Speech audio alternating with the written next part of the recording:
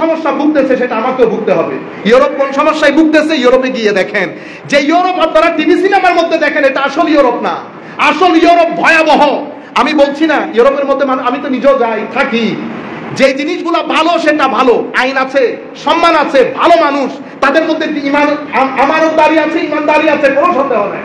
সেই কারণে ইউরোপ এখনো ইউরোপ থেকেছে, নতুবা অনেক আগে গন্ধ বের হতো।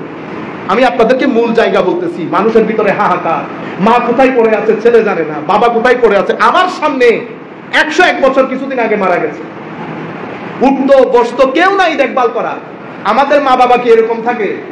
সম্মানিত উপস্থিতি, আমি আপনাদেরকে বলতেছি যেটা নেওয়া সেটা নিবেন। তারা কথা কখনো মিথ্যা বলে না, তারা আপনার সাথে কখনো ধোঁকাবাজি করবে না। তারা যদি বলে এটা হালাল তো এটা হালাল, এটা কখনো হারাম হবে না।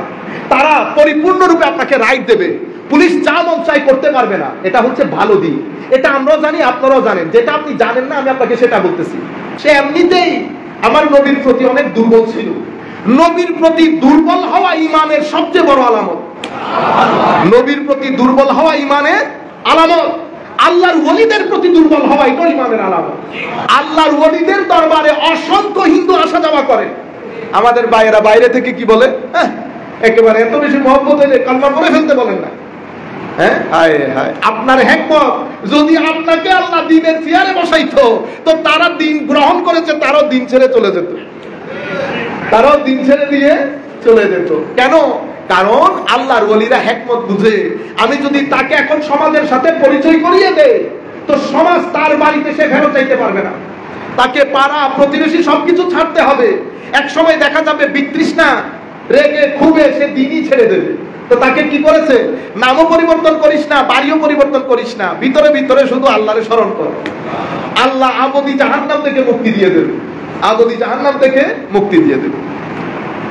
কিন্তু আল্লাহ পাকের কোরআন এত আজিব, আমাদের সমস্ত বক্তব্যগুলা যদি একসাথে করি তো কোরআনের বার ফুটা যেটা নিচে দিয়েছে সেটা সমতুল্য হবে না।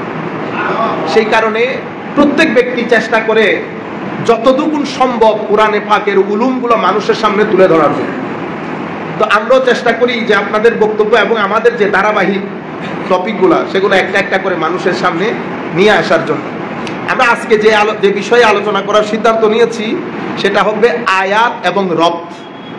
আয়াত এবং রব্ত। আয়াত মানে নিদর্শন, রব্ত মানে কানেকশন। আয়াত মানে হচ্ছে নিদর্শন, নিদর্শন মানে এমন কিছু জিনিস যেটা আপনি দেখে আপনার ভিতরে আল্লাহ রাব্বুল আলামিনের মহব্বতের ঢেউ উঠে। আল্লাহ রাব্বুল আলামিনের মহব্বতের ঢেউ উঠে। আপনি দেখেছেন একটা জিনিস, কিন্তু ওইটা দেখার পরে আপনার ব্রেইনে ওই বিষয়ে কাজ করছে না। আপনার ব্রেইন স্ট্রেইট ওয়ে চলে গেছে খালেকে কুলের দিকে, মানে যিনি বানিয়েছেন আছেন একজন, কিন্তু আপনি দেখছেন ফ্যানের দিকে, চোখ ফ্যানের দিকে, ব্রেইন কিন্তু ফ্যানে নাই। ব্রেইন অনেক পিছনে। কে বানালো, কে বানালো, কেন এমন হলো, কে সেই সত্তা? এটাকে আয়াত বলে। এটাকে আয়াত। আয়াত আপনাকে অবশ্যই রব্তের দিকে নিয়ে যাবে, আপনাকে একটা জায়গায় গিয়ে কানেক্টেড করে দেবে। সে বিষয়টা আজকে আল্লাহ পাক যদি দয়া করেন আমি আমার মতো করে চেষ্টা করব বলার জন্য। সাথে আপনারা যে বিষয়গুলো নির্ধারণ করেছেন সেটার ব্যাপারে একটু একটু করে টাচ দেওয়া জরুরি বলে মনে করি। আমি বাংলাদেশে বর্তমানে প্রায় 20 থেকে 22 কোটি মানুষ বাস করে। আমরা যদি সেটাকে আরো কনস্ট্রিক্ট করি, 20 crore মধ্যে সীমাবদ্ধ করি, লিমিট করি, 20 কোটির মধ্যে আমাদের এখানে প্রায় 95% মুসলমান। 20 কোটির মধ্যে 95% মুসলমানের মধ্যে আমাদের এখানে মাদ্রাসায় পড়ে সর্বোচ্চ 30%। 100-এর মধ্যে 25 to 30% মাদ্রাসায় পড়ে। বাকি ওভারওয়েলমিং মেজরিটি ইনারা এখানে মাদ্রাসায় পড়ে না, ওনারা স্কুল কলেজে পড়ে। এটাকে আমরা নাম দিয়ে দিয়েছি সেকুলার এডুকেশন, এটাকে নাম দিয়ে দিয়েছি ইসলামিক এডুকেশন। এটা আমাদের বানানো নাম। আমার ছেলে যেটা মাদ্রাসায় যায় সেটাকে নাম দিয়েছি মাদ্রাসা, সেটা স্কুলে যায় সেটাকে নাম দিয়েছি স্কুল। কিন্তু স্কুলে অনুবাদ যদি বাংলায় করেন হয় বিদ্যালয়, ঠিক সেভাবে মাদ্রাসাকেও যদি বাংলায় অনুবাদ করেন হবে বিদ্যালয়, মাদ্রাসাকে যদি ইংরেজি করেন হবে স্কুল, স্কুলকে যদি আরবি করেন হবে মাদ্রাসা। মানে যেটা নাও সেটা কদু। আমাদের এখানে একটা ঢং আর কি, এটা একটা ঢং। আমরা আরবির শব্দগুলো শুনলে স্বাভাবিকভাবে আমাদের একটা ইমোশন কাজ করে। কেন? কারণ আমরা সুফিয়ায়ে কেরামের মাধ্যমে দিন পেয়েছি, আউলিয়ায়ে কেরামের মাধ্যমে দিন পাওয়ার কারণে আমাদের এখানে আদবের পরিমাণ বেশি। সেই কারণে আমরা পা টেনে কোরআন পড়ি না। পা টেনে কোরআন দরকার হলে পড়বো না, কিন্তু পা টেনে কোরআন পড়বো না। এভাবে পাকে টেনে কোলের মধ্যে নিয়ে আমরা কোরআন পড়ি না। আমরা বাবাকে নাম ধরে রাখি না, বাবাকে নাম ধরে আমরা আমাদের চেয়ে যারা বড় তাদেরকে কিন্তু নাম ধরে রাখি না। এটা আমাদের রগে রগে আদব। এটা পৃথিবীর খুব কম সংখ্যক দেশে আপনি দেখবেন এই আদব, এই মহব্বত, এই প্রেম। কেন? কারণ আমাদেরকে আমাদের মুরব্বী যারা দিন শিখিয়েছেন, ওনারা 1 কাপ দিন শিখালে 3 কাপ আদব শিখিয়েছেন। 1 কাপ দিন শিখালে 3 কাপ আদব শিখিয়েছেন। সেই কারণে আমরা বাবা তো দূরের কথা, বড় কেউ যদি আমাদের পাশে বসে আমরা পায়ের উপর পা তুলেও বসি না, ক্রস লেগ বসি না। আমার এখনো মনে পড়ছে, আমার শিক্ষক ইংল্যান্ডের মধ্যে আমাকে জিজ্ঞেস করতেছে, তুমি আমার সামনে বসলে অসুবিধা কি? আল্লাহ অসুবিধা আছে বলে তো আমি বলি নাই। তো বসবে না কেন? আল্লাহ মানা আছে। কেন মানা? আল্লাহ আমাদেরকে, আমাদের যারা মুরব্বী ফোর ফাদার্স, ওনারা শিখিয়েছেন বড় শিক্ষক যেখানে বসবে আমরা যেন ত্রিসীমানার মধ্যে না বসি, দাঁড়িয়ে থাকি। এই কথা বলার পরে শিক্ষক উঠে আমাকে জড়িয়ে ধরেছেন, শিক্ষক উঠে আমাকে জড়িয়ে ধরেছেন। কেন? কারণ পাথর হৃদয়ের মধ্যে আপনি আদব মহব্বত দিয়ে পানি ফুটিয়ে তুলতে পারবেন। পাথর হৃদয় হলে দুইটা জিনিস এমন, যে 2 জিনিস দিয়ে আপনি যে কোনো মানুষের হৃদয় জয় করতে পারবেন। একটা হচ্ছে সম্মান, একটা হচ্ছে মহব্বত। সেই কারণে আমার নবী সাল্লাল্লাহু আলাইহি ওয়াসাল্লামের সিনার ভিতরে মাওলাই করিম এই 2 জিনিসের মহাসমুদ্র করেছেন, সম্মান এবং মহব্বত। তো আমার নবীর সাহাবীরও এটা শিখেছেন, নবীর সাহাবীরও শিখেছেন। এখন আমাদের ছেলে মেয়েদেরকে এগুলা বললে তারা মনে করে কি আমরা প্রত্যেকে কথাগুলা বলতেছি। কেন? কারণ সমাজের মধ্যে এই জিনিসগুলো এখন কমে কমে আসতেছে। কারণ সোসাইটি যখন ম্যাটেরিয়াল হবে, সোসাইটির মধ্যে যখন স্পিরিচুয়ালিটি থাকবে না, ম্যাটেরিয়াল করে ফেলবেন সোসাইটিকে, সবকিছু 2 2 4 হিসাব করবেন, তখন সোসাইটি ইমোশনলেস হয়ে যায়। সোসাইটির মধ্যে 2-3টা জিনিস একেবারে খালি হয়ে যাবে, প্রেম, সম্মান, ইমোশন। একজনের সাথে একজনের টান, এটা আপনি সোসাইটিতে পাবেন না। সিদ্ধান্ত আপনার হাতে। আপনি যদি চান অতিমাত্রায় যৌক্তিক করবেন, তো সোসাইটি ম্যাটেরিয়াল হওয়ার পরে সোসাইটি থেকে কোঅপারেশন খতম হয়ে যাবে, সোসাইটি আস্তে আস্তে কম্পিটিশনে লেগে যাবে। যাই হোক, এটা আমাদের পুরানো কথা, আমরা এটা নিয়ে আর দীর্ঘক্ষণ কথা বলতে চাচ্ছি না। সিদ্ধান্ত আমাদের। আমাদের নবী সাল্লাল্লাহু আলাইহি ওয়াসাল্লাম আমাদেরকে ম্যাটেরিয়াল হতেও বলেন নাই, অতিমাত্রায় স্পিরিচুয়াল হতেও বলেন নাই। আমাদের নবী বলেছেন বাড়িতে থাকবো, বাড়িতে থাকবো, রাতের বেলাকে পাহাড় বানাবো, রাতের বেলা পাহাড়ের মতো। আমার নবী উম্মতকে শিখিয়েছেন রাতে ঘুমানোর পরে একটা নির্দিষ্ট সময় আল্লাহর দরবারে ইবাদত করে স্পিরিচুয়ালিটিকে থেকে ধরে রাখার জন্য। দিনের বেলা খেদমত করব, পেটের কাজও করব ম্যাটেরিয়াল, মানুষের পেটের কাজও করব স্পিরিচুয়াল। তো আমাদের পুরা সিস্টেমটাকে আমার নবী কম্বিনেশন অফ বোথ করেছেন, material as well as spiritual. আমরা অতি ম্যাটেরিয়ালও না, আমরা অতি স্পিরিচুয়ালও না। তো আমার নবী যখন সাহাবায়ে কেরামকে শিখিয়েছেন মোহাব্বত এবং তাজিম, তো সাহাবায়ে কেরাম আমার নবীকে কোন পর্যায়ে তাজিম করেছেন? আমার নবীকে সাহাবীরা যেই পর্যায়ে সম্মান করেছেন, আসমানের নিচে জমিনের উপরে সৃষ্টির শুরু থেকে আজ পর্যন্ত পৃথিবীর কোন মানুষ এই সম্মানে সম্মানিত হয় নাই যে সম্মান সাহাবীরা আমার নবীকে করেছে।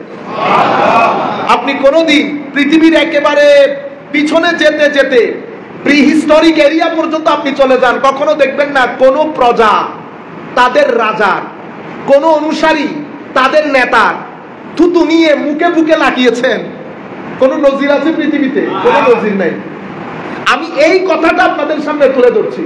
আপনি আপনার মতো করে চলেন, আমার কোনো অসুবিধা নাই, কিন্তু আমি বলছি আপনাকে নবীকে সাহাবীরা যেভাবে সম্মান করেছেন, শুধু অতটুকুন জিনিস আপনি আপনার সিনার ভিতরে রাখিয়েন। বাকি আপনার সাথে আমার কোনো মারামারি নাই। আপনি আপনার মতো করে আপনার লাইফ লিড করেন, আপনার আইডিওলজি আপনি লালন করেন, আই হ্যাভ নো প্রবলেম। আমি শুধু আপনাকে বলছি সাহাবায়ে কেরাম যেভাবে নবীকে তাজিম করেছেন, ওইটা আপনি আপনার মাথার ভিতরে রাখিয়েন, একবার চিন্তা করিয়েন ডেইলি। পৃথিবীতে কোন রাজা, কোন প্রজা তাদের রাজা, কোন অনুসারী তাদের নেতা নখ নিয়ে পকেটে ভরে রাখতেন, চুল নিয়ে সংগ্রহ করতেন, ঘাম আতরের মতো করে গায়ে লাগাতেন, কোন নজির আছে? পৃথিবীতে এই ঘটনাগুলো ঘটছে একমাত্র এক ব্যক্তির জন্য, এটা আমাদের নবী মুহাম্মদুর রাসূলুল্লাহ সাল্লাল্লাহু আলাইহি ওয়াসাল্লাম। এক ব্যক্তির জন্য ঘটনাটা ঘটেছে। যেমন আমরা চুমু দেই, এটা দেই, পৃথিবীতে আমরা ছাড়া আর অনেক মানুষ দেয়, ঠিক আছে? এখন আমি আপনাদেরকে শুধু আমাদের টেন্ডেন্সিটা, সাইকোলজি বোঝানোর জন্য বলছি। ধরেন আপনি এটার সাথে দ্বিমত পোষণ করছেন, আমি যদি দ্বিমত পোষণ করি, আমি কি করে বলবো মাশাআল্লাহ আপনারা এটা করেন, ভালো কাজ, তবে আমি যেই দলিলের ভিত্তিতে মানুষ করে সেই দলিলটাকে আমি এত স্ট্রং মনে করি না, বিদায় আমি করি না, আপনারা করেন, এটা একটা উত্তর। তাইলে বোঝা যাবে ওই ব্যক্তির সিনার ভিতরে বিদ্বেষ নাই, এই ব্যক্তির সিনার ভিতরে বিদ্বেষ নাই। কিন্তু আমি যদি এভাবে রব করি, এটা কি? হ্যাঁ, আমাদের দেশের বেদাতিরাই কাজ করে, শরীয়তের মধ্যে এগুলার কোনো ভিত্তি নাই। আপনি যখন এই কথাগুলো বলবেন তখন আমি বুঝবো আপনি দলিল দেওয়ার যে রীতিনীতি সেটা নষ্ট করে সন্ত্রাসবাদিতার দিকে চলে গেছে। এটাকে বলে একাডেমিক ডিসঅনেস্টি। আমি যদি আরো কঠিন করে বলি তো বলবো একাডেমিক টেরোরিজম। একাডেমিক টেরোরিজম, আপনি কথাটাকে যেভাবে প্লেস করা দরকার। যেমন আমি যদি বলি, আছেনি কোনো মায়ের ছেলে, আসো আমার সামনে বসে, ফার্স্ট লাইন পড়তে পারলে 10 লক্ষ টাকা দেবো। ও, এটা একাডেমিক জায়গা। যেখানে বসে উলামায়ে কেরাম কথা বলেন, এটা আমার নবীর মিম্বর, আমার নবীর মতো ভদ্র এই কথা বলতে পারলে আমার নবী বলতে পারতেন, কিন্তু আমার নবী কখনো এই কথা বলেন নাই। কি বলেছে জানেন? এত জ্ঞান আমার নবীকে আল্লাহ দেওয়ার পরে কত জ্ঞান দিয়েছেন। আমি শুধু সিম্পল আমাদের ছাত্রদের জন্য বলছি। আমাদের ছেলেরা কি বলে, হ্যাঁ আমার এখন কানে বাজতেছে, আমাদের অনেক ছেলে বলে জানে, বিজ্ঞানের কোনো কিছু ইউরোপিয়ানরা আবিষ্কার করলে মুসলমানরা বলা শুরু করে এটা কোরআন শরীফে আছে। তো এটা কোরআন শরীফে থাকলে আপনি আগে কেন আবিষ্কার করলেন না? আপনারা বুঝতে পেরেছেন? প্রশ্নগুলা কিন্তু সেন্স মেক করে, প্রশ্নগুলা সেন্স মেক করে, কিন্তু যারা প্রশ্নগুলা করেন তারা এক ধরনের বিদ্বেষ লালন করেন। অতি ওয়েস্টার্নাইজ হওয়ার কারণে, অতি মাত্রায় নিজেদেরকে ইন্টেলেকচুয়াল মনে করার কারণে আমরা এই কথাগুলা ঠুস করে বলে ফেলি। মনে রাখবেন, সভ্যতা একটা চাকার মতো ঘুরে। এখানে ওয়েস্ট আসার আগে পৃথিবীতে আরেক দল, আরেক জাতি সভ্য ছিল, দীর্ঘদিন পৃথিবীকে শাসন করেছে। মুসলমানরাও এসেছে, মুসলমানরা আগে রোমানরাও এসেছে, এর আগে চলে গেলে গ্রিস। গ্রিসের মধ্যে এখন কেউ যায়, কেউ যাবে গ্রিসের মধ্যে? খুব সুন্দর দেশ, আপনার দেখতে সুন্দর লাগবে কিন্তু থাকতে ভালো লাগবে না। কেন? এটা নাই। কিন্তু এই গ্রিস এক সময় পৃথিবীর সবচেয়ে সভ্য জাতি ছিল না। এটা হচ্ছে এভাবে ঘোরে, এভাবে ঘোরে। তো পৃথিবীতে বর্তমানে এই দায়িত্ব ওয়েস্টের হাতে পড়েছে। ওয়েস্ট এখন ওই জ্ঞান বিজ্ঞান গবেষণাকে আগিয়ে নিয়ে যাচ্ছে। এরপরে আল্লাহ যাকে তৌফিক দান করবেন উনি পৃথিবীর মানচিত্রে চলে আসবেন, ওয়েস্ট পৃথিবী থেকে গ্রিসের মতো খতম হয়ে যাবে। এটাই তো পৃথিবীর নীতি। সুতরাং আপনি যদি বলেন খালি মুসলমানরা এই কাম করে না, মুসলমানরাও ইতোপূর্বে 1200 বছর পৃথিবীর লাইমলাইটের মধ্যে ছিল ব্রেকিং নিউজ হিসেবে। এখন নাই, কালের আবর্তে আমি ধরে রাখতে পারি নাই, পড়ে গেছি, কোনো এক সময় হয়তো আবার উঠে দাঁড়াবো। কিন্তু আমি বলতে চাচ্ছি, যেটা আপনি আজকে আবিষ্কার করেছেন সেটা যদি আমার কোরআনের মধ্যে থাকে তা আমার বলতে অসুবিধা কি? আপনি বুঝতে পেরেছেন? আমি দুই একটা উদাহরণ আপনাকে দিলে আপনারা বুঝতে পারবেন। আপনি আমার নবী সাল্লাল্লাহু আলাইহি ওয়াসাল্লামের ইলম দেখেন। আমার নবী সাল্লাল্লাহু আলাইহি ওয়াসাল্লাম ইরশাদ করছেন, মানুষের শরীরের মধ্যে 360 জয়েন্ট থাকে, হাড়ের জোড়া, হাড়ের জোড়া। কিছুদিন আগে পৃথিবী বলেছে 340। বর্তমানে এটা একটা এস্টাবলিশ ফ্যাক্ট হয়ে গেছে যে মানুষের শরীরে 360টি জোড়া আছে এখন। কিন্তু আপনি কিছুদিন পিছনে গেলে তখনও বলেছে 340টা। এখন বিজ্ঞান তার গবেষণার মাধ্যমে এই জায়গায় এসেছে যে মানুষের শরীরে নিঃসংক চিত্তে কোনো ধরনের সন্দেহ ছাড়া 360 জোড়া আছে। এতটুকু বুঝেছেন আপনারা? এখন আপনি যখন এটা সায়েন্টিফিক ফ্যাক্ট দিয়েছেন, তো আমাদের উলামায়ে কেরাম এখন হাদিস পড়ায় ছাত্রদেরকে। আপনি আজকে ফ্যাক্ট বলতেছেন, উলামায়ে কেরাম এই হাদিস পড়াচ্ছে 1400 বছর ধরে মুসলিম শরীফের মধ্যে। এটা তো অনেক দূরের হাদিস না। মানে আমি যদি আপনাদেরকে বলতাম যে এটা ওই পুরানো কিতাবগুলোর মধ্যে এসেছে, পুরনো কিতাব, পুরনো কিতাব না, মুসান্নাফের কথা বললে বলতেন মুসান্নাফ আবি শাইবা কেউ চিনে না। মুসলিম শরীফ তো সবাই চিনে। তো মুসলিম শরীফের মধ্যে আমার নবী ইরশাদ করছেন আন্নাহু সামিআ আয়েশা তাকুল ইন্না রাসূলুল্লাহ সাল্লাল্লাহু আলাইহি ওয়াসাল্লাম قال ইন্নাহু খুলিকা কুল্লু ইনসানিন মিন বানি আদম আলা 60 ওয়া 300 মাফসাল। প্রত্যেক বনি আদমকে আল্লাহ 360টি হাড্ডির জোড়া দিয়ে সৃষ্টি করেছে। সুবহানাল্লাহ। এখন এই হাদিস উলামায়ে কেরাম পড়াচ্ছেন 1200 বছর ধরে। এখন আমি যদি আপনাকে বলি সায়েন্স যে কথা বলেছে আমার নবী হাদিসে পাকের মধ্যে ওই কথা বলেছে, তো এখন দোষটি আপনি আমাকে বলবেন আপনি আগে কোথায় ছিলেন? ভাই আমি আগেও এখানে ছিলাম, এখনো এখানে আছি। সায়েন্টিফিক টেকনিক্স এগুলা এখন আমাদের এখানে না থাকার কারণে আমাদের জানা নাই, কিন্তু নবী আমাদেরকে জ্ঞান দিয়ে গেছেন। আমি এই জায়গায় আপনারা একটু থাকেন, আমি একটু পিছনে নিয়ে যাই আপনাদের। ডক্টর মরিস বুখেন, আপনারা এখানে বুকাইলি বলেন, উনি অনেক বড় একজন সায়েন্টিস্ট, বিশ্ব বরেণ্য সায়েন্টিস্ট। উনি 70-এর দশকে, আজ থেকে আরো অনেক আগে না, তার আগে আমি আপনাদেরকে একেবারে ছোট্ট করে বলি ঘটনাটা। ফেরাউনকে তো আপনারা চিনেন, মুসা আলাইহিস সালামের যুগের ফেরাউন নীল নদে ডুবে মারা গেছে। এখন ফেরাউনের লাশ উদ্ধার হয়েছে কখন? 1830-এর পরে, 1830-40-এর পরে মিশরে রাখছে এটারে। এবং এটা নিয়ে মমি করে রাখছে, গবেষণা চলতেছে এটা কার লাশ। ঘটনা ঘুরতে ঘুরতে আমি অনেক লম্বা ঘটনাকে শর্টকাট বলতেছি আপনাদেরকে মূল জায়গায় যাওয়ার জন্য। ডক্টর মরিস উনি পুরা টিম নিয়ে মিশরে গেছেন, মিশর সরকারের কাছে অ্যাপ্লাই করে যে লাশটা আমাদেরকে দেন, আমরা একটু গবেষণা করে দেখি এটা কার লাশ। লাশ নিয়ে গবেষণা শুরু হয়েছে। গবেষণা শুরু হওয়ার পরে প্রথম যে বিষয় ওনারা খুঁজে পেলেন সেটা হচ্ছে এই ভদ্রলোক সমুদ্রের ঢেউ আছে না, কঠিন, উনি শব্দ ইউজ করেছেন ভায়োলেন্ট, মানে খুব কঠিন সমুদ্রের ঢেউয়ের বাড়ি খেয়ে মারা গেছে। এমন কঠিন ঢেউ যেটা ইলেকট্রিসিটি প্রডিউস করে, এরকম ঢেউয়ের বাড়ি খেয়ে সে মারা গেছে। এটা হচ্ছে তার প্রথম ফাইন্ডিং।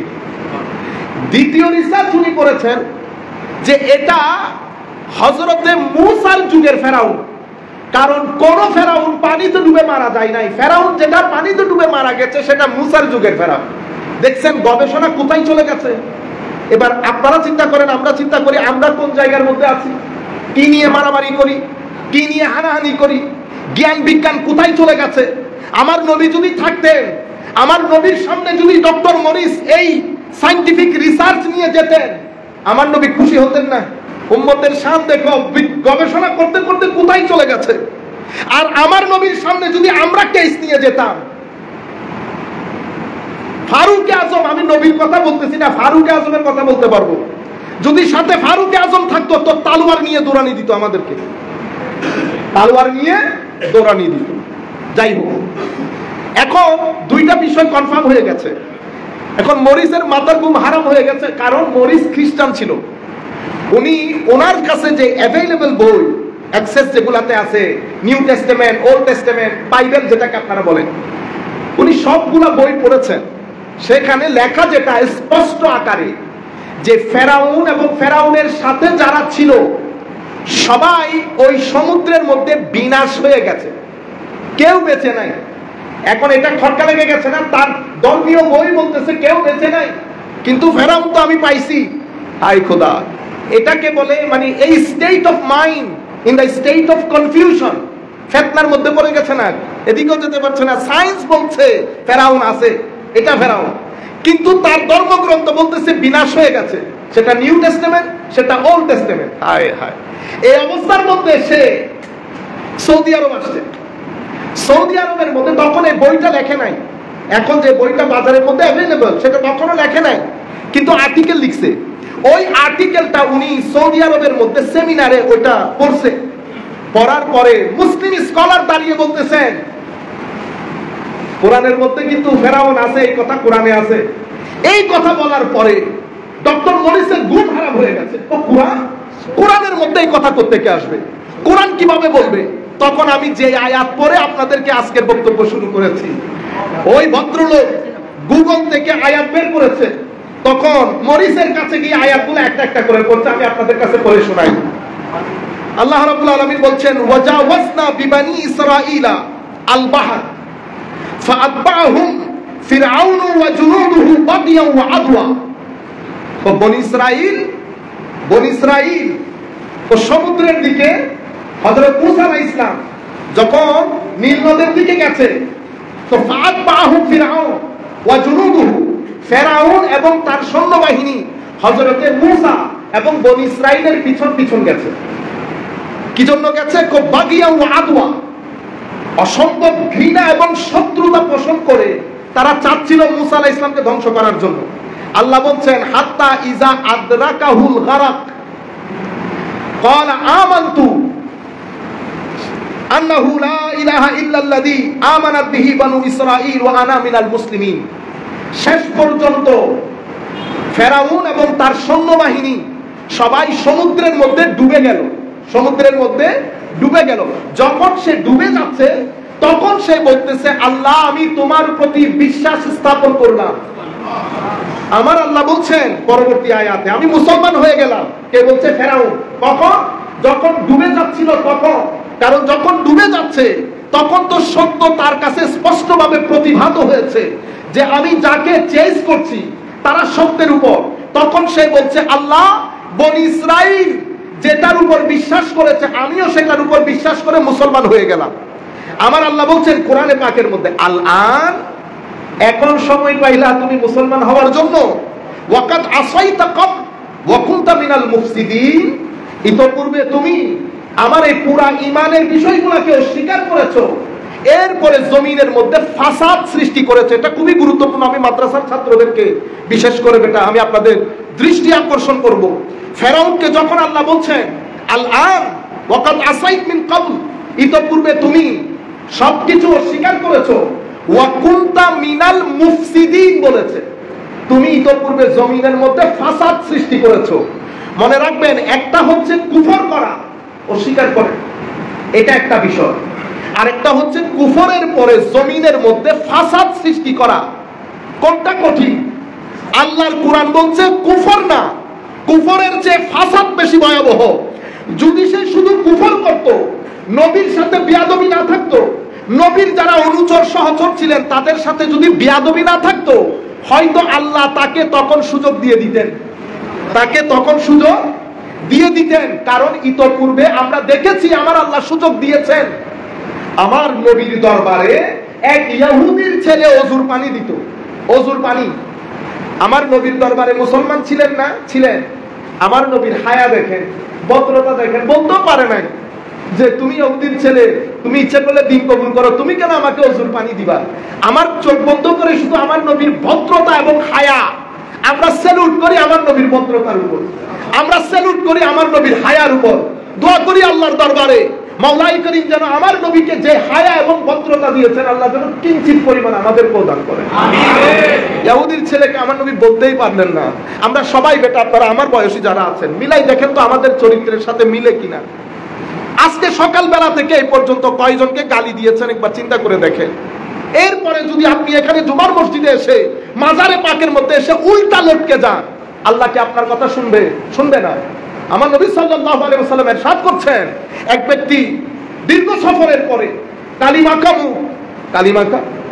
ধুলোয় আল্লাহ হাত তুলেছে আল্লাহর দরবারে, আল্লাহ আল্লাহ আল্লাহ করছে।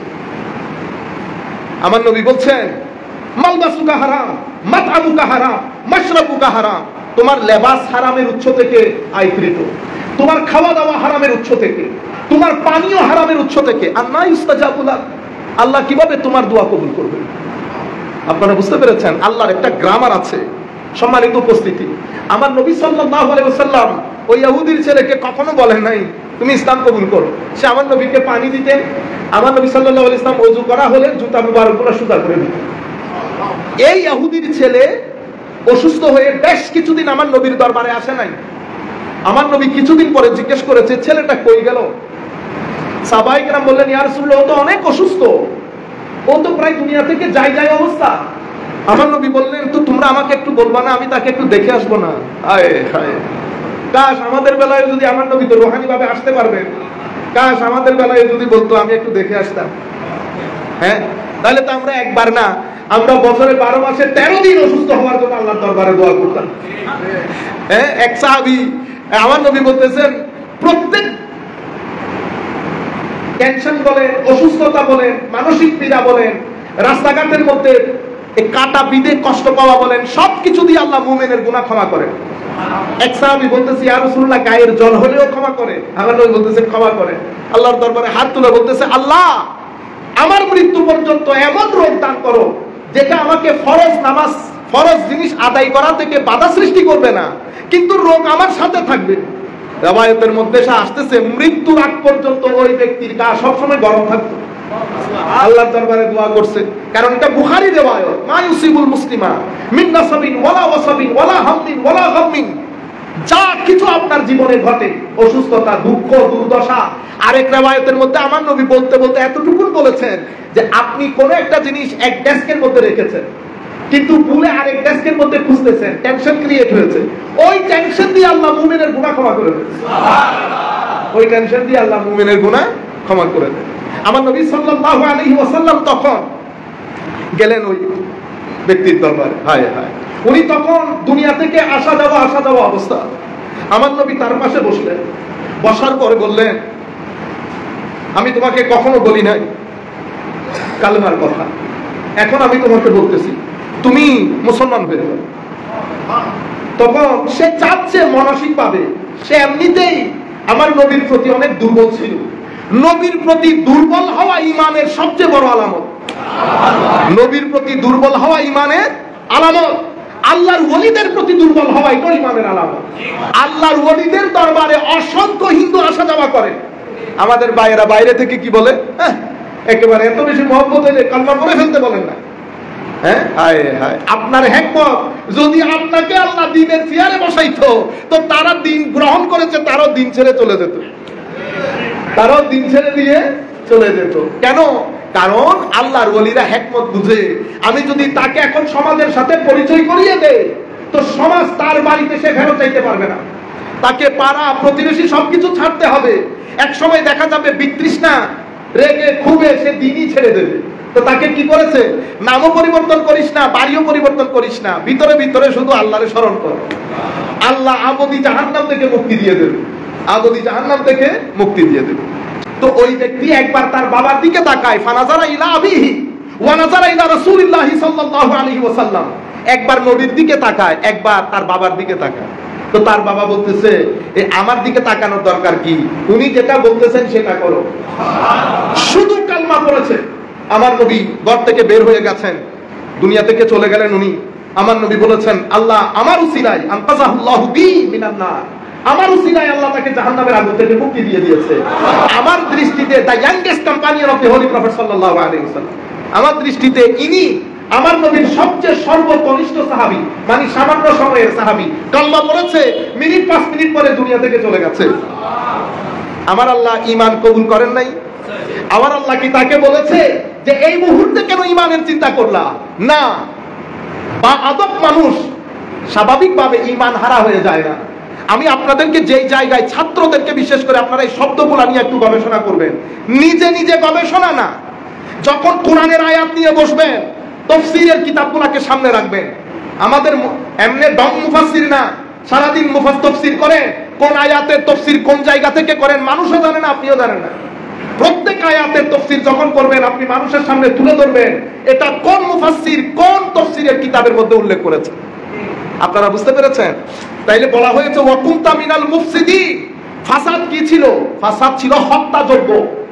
সে নারীদেরকে বাঁচিয়ে রাখতো, পুরুষদেরকে হত্যা করত, তার বিরুদ্ধে কাউকে কথা বলতে দিত না। তার এই জুলমের কারণে সমাজের মধ্যে একটা ভীত সন্ত্রস্ততা তৈরি হয়েছিল।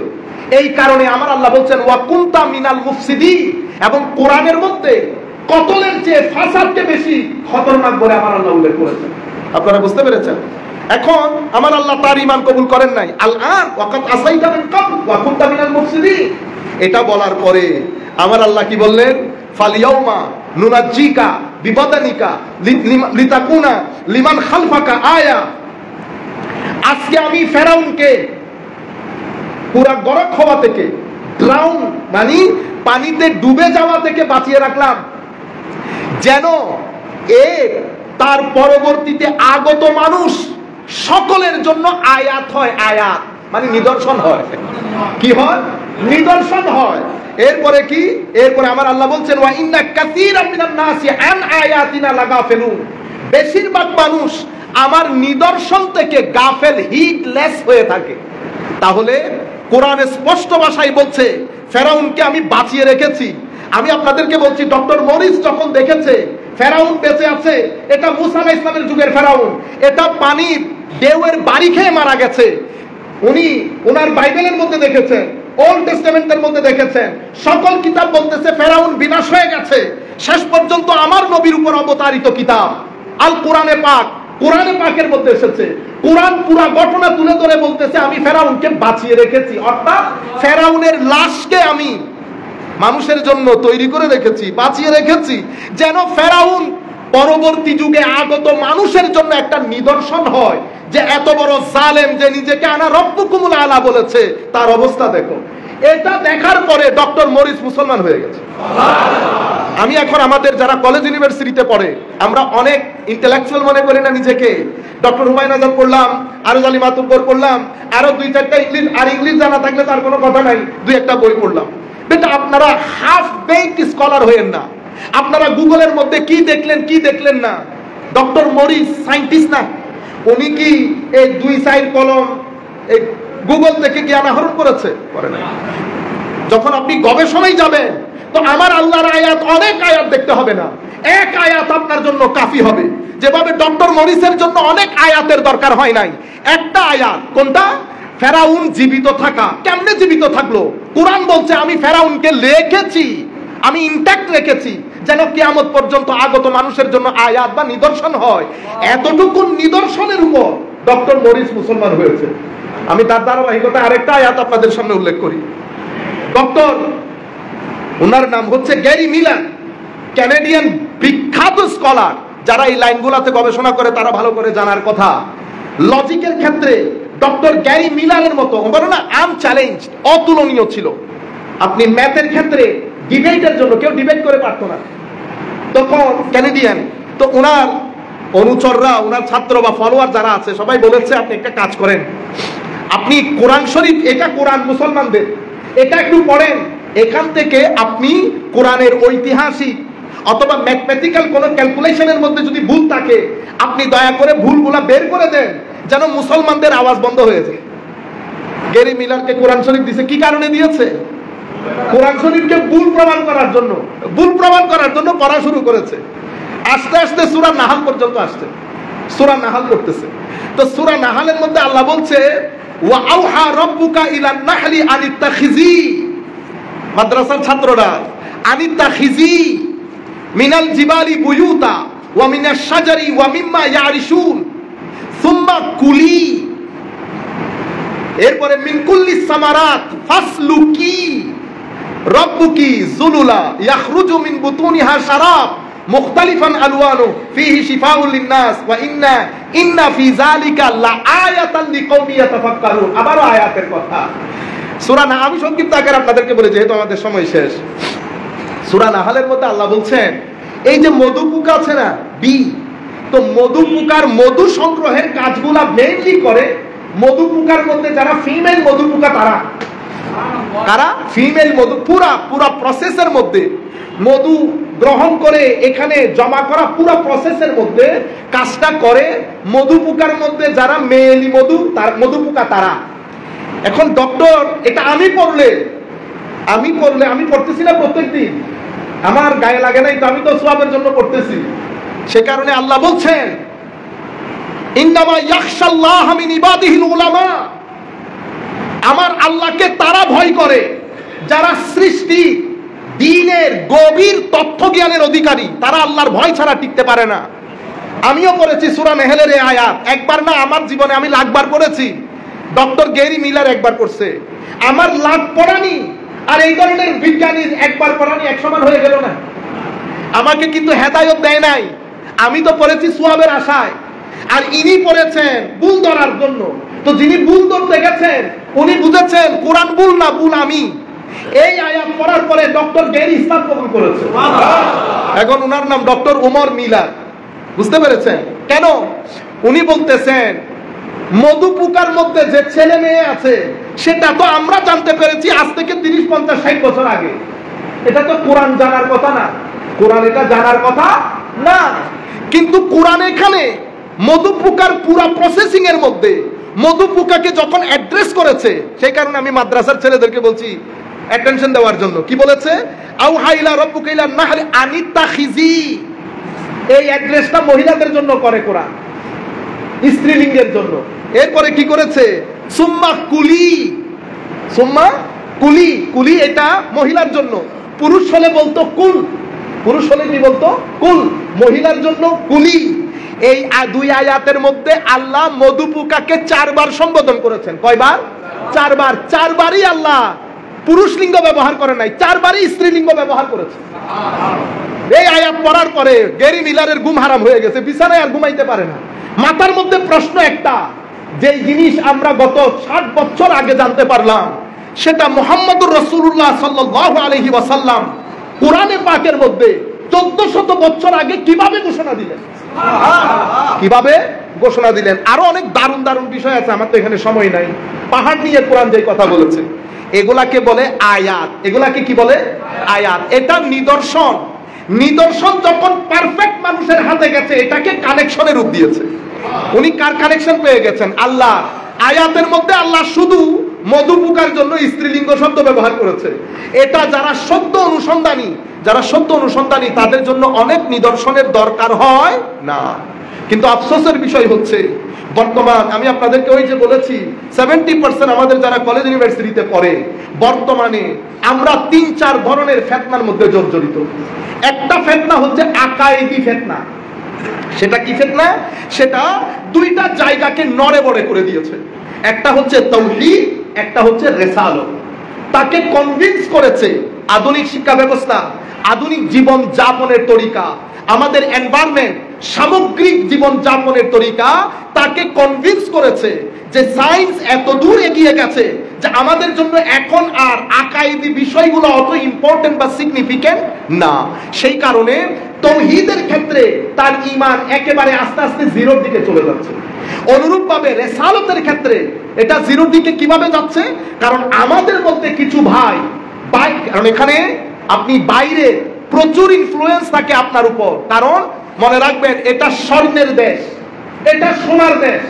এই সোনার দেশটাকে বরবাদ করে দিয়েছে আমরা নিজেরা। আপনি কেউ কাউকে দেখার দরকার নাই, আপনি এখানে সরকার পর্যন্ত যাওয়ারও দরকার নাই। আমরা প্রত্যেক ব্যক্তি ঘরে গিয়ে নিজের আখলাক দেখে নিজের সিদ্ধান্ত নেব আমি ভালো মানুষের কাতারে পড়ি কিনা। আপনারা তো আপনারা, আমার নিজেকেও মনে হয় না ভালো মানুষ। আমার নবী আমাকে দেখলে খুশি হবে কিনা? ও ভাই, আবু বকর সিদ্দিক মুসলমানদের শাসন আমল, আমার নবীর সামনে, উনি রাষ্ট্রপ্রধান না, নবীর সামনে আবু বকর সিদ্দিক, আমার নবীর পরে চিফ মিনিস্টার না, আবু বকর সিদ্দিককে গালিগালাজ করছে এক ইহুদি। আমার নবী কি তাকে ঘাট দেখিয়েছে? Do you know who am I? আমরা হলে বলতাম না do you know who am I, I am this, he is so and so. আমার নবী কিচ্ছু বলে নাই। আমার নবী শুধু আবু বকর সিদ্দিক রাদিয়াল্লাহু তাআলা আনহুর মুখের দিকে তাকিয়ে হাসতেছেন। এক পর্যায়ে আবু বকর সিদ্দিক রেগে গেছেন, তখন আমার নবীর চেহারা মলিন হয়ে গেছে।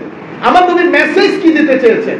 এটা সোসাইটি, এটা পৃথিবী, এখানে আমার আল্লাহ সাদার সাথে কালো বানিয়েছেন, ভালোর সাথে মন্দ বানিয়েছেন। এখানে সবকিছু আপনি আপনার মতো করে পাবেন না। এখানে শুধু গোলাপ না, গোলাপের কাঁটাও আছে। এখন আপনি যদি, আমি যদি চাই আল্লাহর সাথে কানেক্টেড হতে, আল্লাহর সাথে রব তৈরি করতে, তাহলে আমি কিভাবে করব? আপনি আগে আপনার নেচারের সাথে নিজেকে কানেক্ট করেন। নেচারের সাথে কিভাবে কানেক্ট করবেন? আপনার চোখের সাথে নেচারের একটা সম্পর্ক আছে, আপনার কানের সাথে নেচারের একটা সম্পর্ক আছে, আপনার পেটের সাথে নেচারের একটা সম্পর্ক আছে। সেই সম্পর্কগুলোকে আপনি পজিটিভ করেন, সেই সম্পর্কগুলো দিয়ে আপনি পজিটিভ এনার্জি আর্ন করেন। আপনি চোখের সাথে পৃথিবীর সিনারির একটা কানেকশন আছে, পৃথিবীর দৃশ্যমান পৃথিবীর একটা কানেকশন আছে। আমি যদি এই চোখ দিয়ে সারাক্ষণ টিভি সিনেমার মধ্যে থাকি, সারাক্ষণ মোবাইলের মধ্যে থাকি, শ্লীলতা অশ্লীলতার বাউন্ডারি ক্রস করি, তাহলে আপনি কি করলেন? আপনি নেচার থেকে নেগেটিভ এনার্জি আর্ন করে আপনার যেটা এনার্জি স্টোর, সেই স্টোরের মধ্যে আপনি পরিপূর্ণরূপে নেগেটিভ এনার্জি দিয়ে ভরপুর করে দিয়েছেন। আপনি নেগেটিভ এনার্জি দিয়ে স্টোর ভরপুর করে আপনি যদি পজিটিভ এনার্জির স্বাদ নিতে চান, পারবেন? এসি অন্যায়, আপনি এসির স্বাদ নিতে পারবেন? এটা তো একটা গেল। এরপরে আমার পেট, আমার জবান, এটার সাথে হালাল হারামের একটা বিষয় জড়িত। পজিটিভ নেগেটিভ, এটা যে শুধু ধর্ম করেছে তা না, আমি আপনার টাকা আপনার পকেট থেকে নিয়ে নেওয়া অথবা আপনি কোথাও গচ্ছিত রেখেছেন সেখান থেকে নিয়ে নেওয়া, এটা খারাপ কাজ। এটার জন্য নবী আসতে হয় না, এটার জন্য আমার বিবেক যথেষ্ট। কিন্তু আপনি যখন এই কাজ করলেন, তো আপনি নেচারের সাথে আপনার সম্পর্কটা পরিপূর্ণরূপে নেগেটিভ করে ফেললেন। আমার নবী শুধু এসে আপনাকে বলেছে, বেটা সম্পর্কটা পৃথিবীর সাথে পজিটিভ রাখ। কেন? কারণ তোমার সেটিং এর মধ্যে একটা স্টোর আছে যেটাকে কলব বলে, যে একটা স্টোর আছে যেটাকে নাফস বলে। নাফস নেগেটিভ এনার্জিকে স্টোর করে, কলব পজিটিভ এনার্জি স্টোর করে। নেগেটিভ এনার্জি যদি নাফসের ভিতরে বেশি থাকে, আপনি ডিপ্রেসড হবেন, আপনি অ্যাংশাস হবেন। অ্যাংজাইটি, ডিপ্রেশন, এগুলো থেকে আপনাকে কেউ বাঁচাইতে পারবে না। টাকা বলেন, গাড়ি বাড়ি বলেন, কোনো কিছু আপনার ভিতরে, আপনার হৃদয়ের, আপনার ভিতরের জগৎকে শান্তি দিতে পারবে না। আপনি সবার মধ্যে থেকেও একাকী বোধ করবেন। আপনাকে পৃথিবীর একেবারে টাইম স্কোয়ারের মধ্যে যদি ফেলে দেওয়া হয়, আমেরিকার টাইম স্কোয়ারের মধ্যে অথবা আমাদের ইংল্যান্ডের মধ্যে, আপনি সেখানেও শান্তি পাবেন না। কেন? কারণ মানুষের মূল শান্তির কেন্দ্র হচ্ছে কলব। কলবের মধ্যে যদি পজিটিভ এনার্জি না থাকে, আপনি যদি পুরা দুনিয়ার ডাক্তার এবং ওষুধ ওই ব্যক্তির উপর ঢেলে দেন, কাজ হবে না। সেই কারণে আমেরিকা ইংল্যান্ডের মধ্যে এত টাকা পয়সা থাকা সত্ত্বেও সবচেয়ে বেশি মানুষ আত্মহত্যা করে আমেরিকা ইংল্যান্ডে, সবচেয়ে বেশি ডিভোর্স হয় আমেরিকা ইংল্যান্ডে, ড্রাগ ডিলিং আমেরিকা ইংল্যান্ডে, রেপ আমেরিকা ইংল্যান্ডে। কেন? কারণ আপনি আমার নবীর দ্বীনকে বৃত্তাঙ্গুলি প্রদর্শন করেছেন। আপনি মডার্নিটি, আপনি আধুনিক জীবন যাপনের তরিকাটাকে আমার নবীর আনিত বিধানের উপরে স্থান দিয়েছেন। As a result of this, আপনি পজিটিভ এনার্জির যে স্টোর, সেটাকে ইগনোর করে আপনি পরিপূর্ণ ম্যাটেরিয়াল হতে গিয়ে আপনার নেগেটিভ এনার্জির স্টোরকে পুরাই ফেলছেন। এটার রেজাল্ট কি? এটার রেজাল্ট হচ্ছে আপনার হায়াত হায়াতে খাবিসা হয়ে গেছে। হায়াত দুই প্রকার, লাইফ দুই প্রকার কোরআনের আলোকে। একটা হচ্ছে হায়াতে তাইয়্যিবা, আমার আল্লাহ কোরআনে পাকের মধ্যে নিজেই বলছেন, মান আমিলা সালিহাম মিন যাকারিন আও উনসা ওয়া হুয়া মুমিন ফালনুহইয়ান্নাহু হায়াতান তাইয়্যিবা। ঈমান থাকবে, আমল থাকবে, হায়াত হায়াতে তাইয়্যিবা হবে। হুজুরের দুয়াতে হায়াতে তাইয়্যিবা হয় না, ঈমান এবং আমল এরপরে দোয়া, এরপরে দোয়া। আর একটা হায়াতে তাইয়্যিবার অপোজিট হচ্ছে হায়াতে খাবিসা। হায়াতে খাবিসা কোনটা? তো হায়াতে খাবিসা, এটাতে জীবন আছে কিন্তু যাপনের তরিকা নাই, যাপনের তরিকা নাই। আপনি যখন নেচারের সাথে নিজেকে কানেক্ট করে আপনি যদি পজিটিভ এনার্জি আর্ন করেন, তো মাওলার সাথে একটা রক্ত তৈরি হয়। আল্লাহর সাথে যখন বান্দার রক্ত তৈরি হয়, পৃথিবীতে এর চেয়ে বড় পুরস্কার একজন বান্দার জন্য আর কিছু হতে পারে না। কারণ সেই ব্যক্তি যেখান থেকে সুইচ টিপ দেবে কানেক্টেড হয়ে যায়, কানেক্টেড হয়ে যায়। তখন ব্যক্তির একাকী জীবন ভালো লাগে, একাকী নামাজ পড়তে ভালো লাগে, জীবনের মধ্যে একটা চ্যান থাকে। পৃথিবী তাকে না বললেও এক জায়গার মধ্যে সে খুশিতে থাকে। আমি একটা ঘটনা বলে আমার বক্তব্য শেষ। এক আল্লাহর ওলি মিশর থেকে তাওয়াফের মধ্যে আছে, জীর্ণ শীর্ণ কাপড়। হযরত হারিস আল মুহাসিবি অথবা বিশর আল হাফি, আমার এক্স্যাক্টলি মনে নাই উনি কে, সরি জুন্নুন মাসরি রাদিয়াল্লাহু তাআলা আনহু। দেখার পরে যুবককে টেনে পকেট থেকে 100 দিরহাম বের করে দিয়েছে। যুবক, মনে হচ্ছে আপনি, আপনার টাকা পয়সার অভাব আছে, যেহেতু কাপড় একেবারে জীর্ণ শীর্ণ। উনি জুন্নুন মাসরির হাত ধরে বাইরে গিয়ে বলতেছেন, আপনি আমার জীর্ণ শীর্ণ পোশাক দেখলেন, পোশাকের ভিতরে যে আমি রাজত্ব করি সেই রাজত্ব দেখলেন না। সেটা বেটা কোন রাজত্ব? তো আমি এই জীর্ণ শীর্ণ পোশাক দিয়ে রাতে মানুষ যখন ঘুমিয়ে পড়ে, তো মালিকুল মুলক আমার স্বপ্নের মধ্যে ধরা দেয়। আমি তার সাথে কথা বলি, আমি তার সাথে কথা বলি, ইনি আমাকে ক্ষণে ক্ষণে বৃষ্টির মতো ফিউজার দান করে, বৃষ্টির মতো ফুয়ুজাত দান করেন। এটাকে বলে আসল রাজত্ব। কেমন রাজত্ব? এমন রাজত্ব, ইশারা যখন করি বৃষ্টি বন্ধ হয়, ইশারা যখন করি বৃষ্টি পড়ে। যেই কাজগুলো আল্লাহর হুকুমে হয় সেই কাজগুলো এখন আমার ইশারায় হয়। এটাকে বলে কানেকশন, এটাকে বলে কানেকশন। এটা লুজ হয়ে গেছে। আমি আমাদের ছাত্র, ছোট বড় যারা এখানে বসেছেন, কানেকশনটা শক্ত করেন, লেখাপড়াও চালিয়ে যান। মনে করবেন লেখাপড়া আপনার টাকা পয়সা যোগান দেবে, আপনার বিতর্কে শান্তি করবে না। শান্তির জন্য দ্বীনের কোনো বিকল্প নাই। মাজারের জিয়ারত করবেন, জুমার মসজিদে আসবেন, পাঞ্জেখানা নামাজ পড়বেন, কোরআনে পাকের তিলাওয়াত করবেন, জিকির করবেন, আলেম ইমাম খতিব ওনাদের মজলিসে এসে বসবেন, মাজারে পাকের জিয়ারত করবেন, ভালো ভালো মানুষ যারা তাদের সাথে দেখবেন, এবং যথাসম্ভব দুইটা জিনিস করবেন। এমসাক, যেটা রোজার কাজ, এমসাক মানে আপনার পঞ্চ ইন্দ্রিয় দিয়ে যেগুলা দিয়ে নেগেটিভ এনার্জি আর্ন হয় সেটা থেকে নিজেকে বাঁচিয়ে রাখবেন যথাসম্ভব। আমরা তো আর অলি বুজুর্গ পীর না। আপনি যখন চেষ্টা করবেন আমার আল্লাহ আপনাকে তৌফিক দান করবে। আর ইনফাক, মানুষের জন্য কাজ করা, মানুষের জন্য খরচ করা, মানুষকে সহযোগিতা করা, মানুষকে সহযোগিতা করা সবটা যেন না যায় যে আপনি কোনো না কোনো মানুষকে সহযোগিতা করেন।